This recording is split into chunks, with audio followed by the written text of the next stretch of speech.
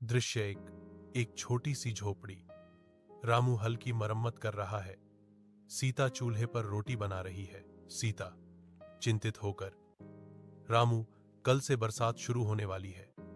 हमारे पास तो बीज भी पूरे नहीं है।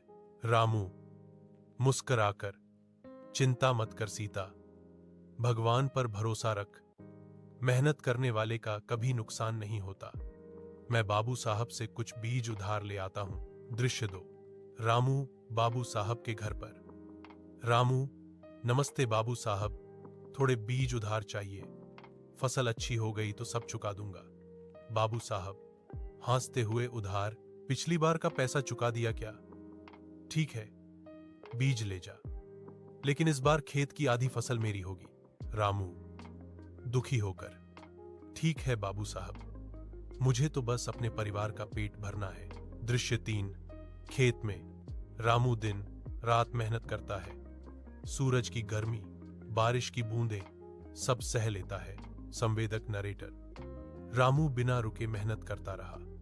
हाथों में छाले पड़ गए, पैरों में दर्द हुआ, लेकिन उसने हार नहीं मानी। कुछ महीने बाद खेत में सुनहरी फसल लहलहा रही है। सीता खुश होकर, देखो रामू, तुम्हारी मेहनत रंग लाई। रामू आंखों में आंसू, यह सब मेहनत और भगवान की दया का फल है। सीता, बाबू साहब आते हैं।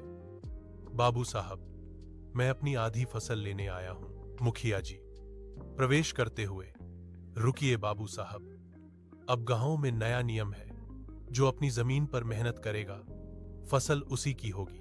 रामू हाथ जोड़कर, धन्यवाद मुखिया जी, अब मैं अपने मुन्ना को पढ़ाऊंगा ताकि उसे मेरी तरह खेतों में पसीना न बहाना पड़े।